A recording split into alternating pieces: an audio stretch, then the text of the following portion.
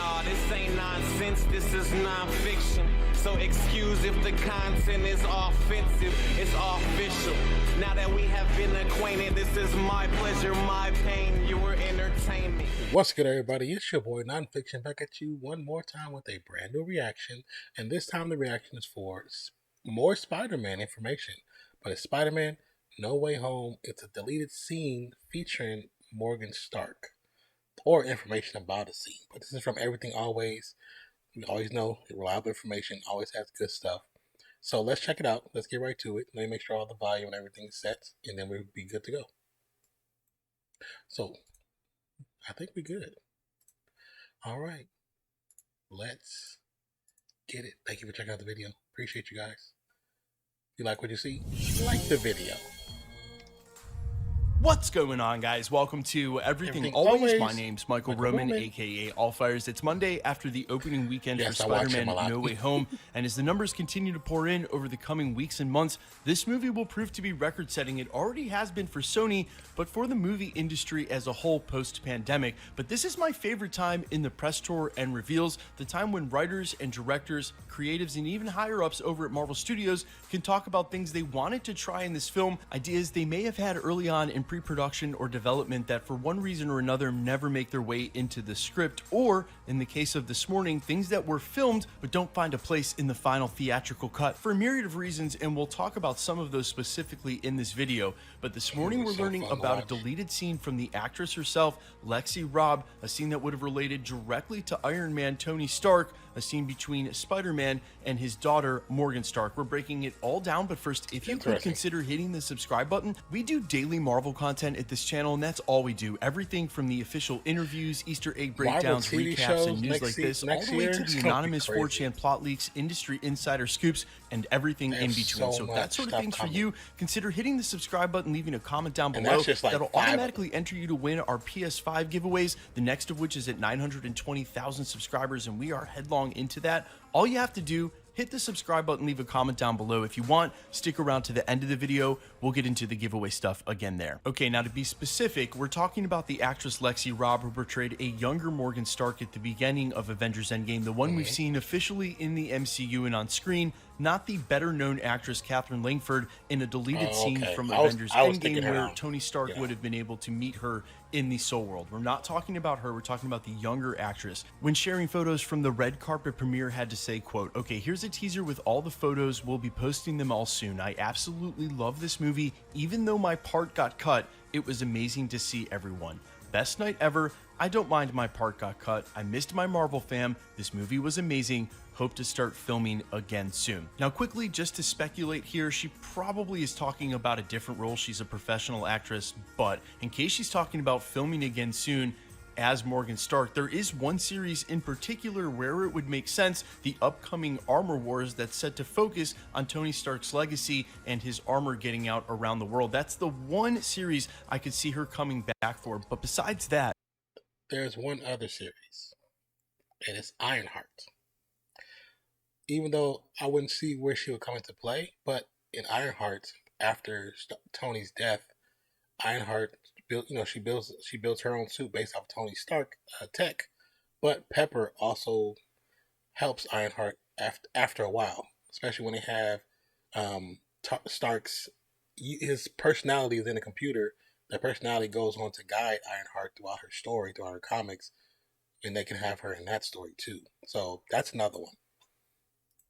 And in regards to Spider-Man No Way Home, the weight her scene would have held, the invoking the imagery and or shadow again of Tony Stark, it's easy to see why, first and foremost, in a film that was already one of the longest in the MCU, and packed with not just cameos, but new MCU character introductions, that there wouldn't have been a spot that made sense for her in the film. Quite honestly, the first act, one of my only nitpicks, is that it does feel like it's going through the motions, just giving all the characters we've ever seen in a Spider-Man trilogy shine. Characters like Betty Brant, the three teachers, including Hannibal Buress. And don't get me wrong, I loved those characters. They have some great scenes and lines from the previous films, and I'm glad they worked them in. But even after the earliest parts of Act 1, and as we press deeper into the rest of the film, they're forgotten about completely. So there were already so many characters who felt like they just needed one or two lines of dialogue to be included already. I can see why there wasn't room for her. But then think about the rest of the film as a whole was absolutely packed to the brim with Stark imagery and references. It starts at the beginning of the film and it never stops.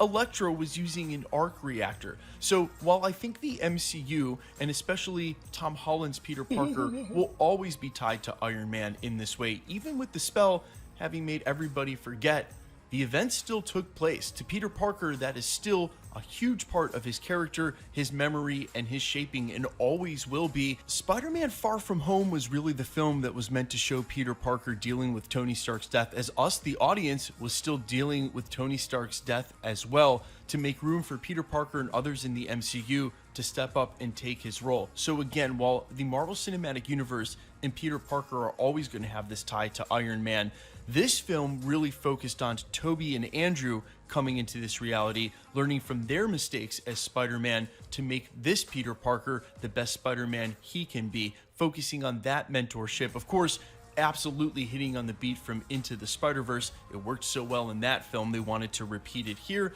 A scoop that we gave you all the way back in 2019. And that mentorship coming directly from other Spider-Men, the fact that they all have to deal with exactly the same circumstance, deal with the same situations, have the same gift and curse, that's something unique between them, something that no Iron Man or any other character could have given us. That's why it felt so good Into the Spider-Verse, and that's why it worked so well during Spider-Man No Way Home. There are going to be other connections, other mentorships going forward in the MCU in Phase 4, but I don't know if Iron Man will truly ever be dead and gone. That's why I definitely could see Morgan Stark showing up in other places in the future of the MCU. Not just Armor Wars, but perhaps something to do with Riri Williams, Ironheart, when that show finally comes around, especially if we're going to get Iron Lad, if anything will ever happen with Harley Keener's character. There are so many connections into the future of the MCU here, even just Rhodey in and of himself still having the armor. So yes, while there are tons of rumors about Multiverse of Madness, other characters, variants, and always the looming rumor of a return for AI Tony, I've spoken at length why I think that is a horrible idea.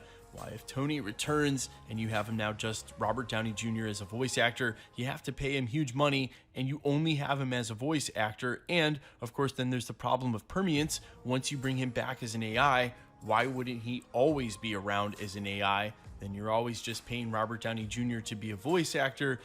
Something about a lot of this doesn't make sense. Also from him as from a character standpoint and as a human being, retiring is nice.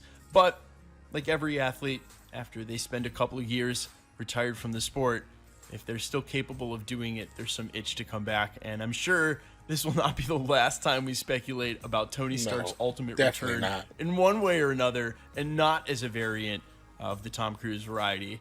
Oh yeah, we see that, guys. That was supposed to happen.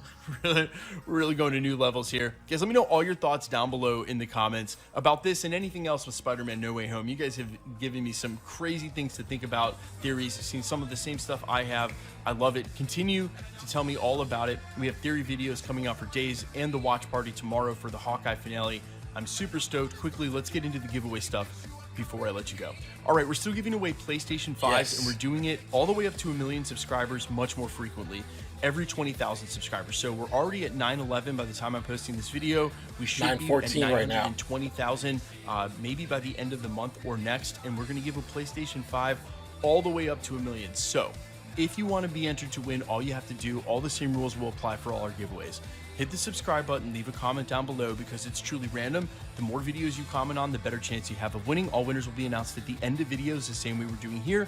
The best way to keep up with the content has always been to hit the notification bell with all notifications turned on, because sometimes YouTube's algorithm is not going to give you the notifications. Also, if you liked today's video, and only if you liked it, hit the like button. My name is Michael Roman. You can find me over on Instagram and Twitter at IamFires. You can also find me on Spotify, YouTube, Amazon, Apple, iTunes, wherever you listen to original music under the name All Fires. I would sincerely appreciate you checking that out. In the meantime, thanks for checking everything always out. Stick around. We'll be posting again real soon. All right, you guys. All right. So, you heard the man himself, All Fires, aka Michael Roman. A lot of his content is actually so dope because he does find information that either it hasn't been released yet or is just being released, and he's like one of the first ones to get up on the interwebs. But I think, like I said, I think she can definitely show up in Ironheart. I wasn't thinking about Iron Lad because I know that's not something that they've really pushed a point to really bringing out. Even though they made a point for him to be at the funeral, which is when I seen his casting before the movie was even shot. That's what made me know that he was. That seeing him was the reason why I knew that Tony Stark was going to die in the last Avengers movie. So, but I could definitely see her showing up in Ironheart, and I know he has his issues with the idea of Tony being an AI, but I think with having some continuity to the story, we know they're going to change it up, especially with possibly having her tech being reinforced by Wakanda from Wakanda. So because of that, I think still having her have guidance from Tony would be just still a good idea. Even if you had Tony for the first part of her series, or even for her first series, and if they continue the series for like a second season, had an actual voice actor that can actually do his voice.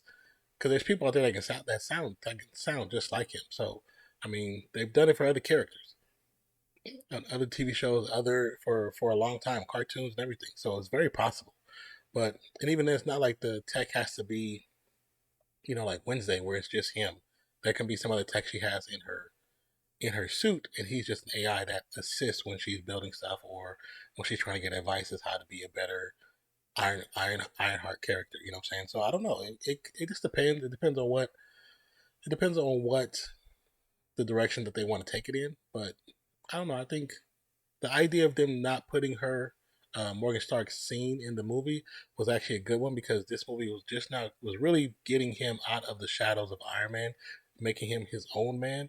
I mean, even though two was still, for me, two kind of did that because Iron Man wasn't even in the picture, and he kind of took down an Iron Man foe, but the villain was an Iron Man villain.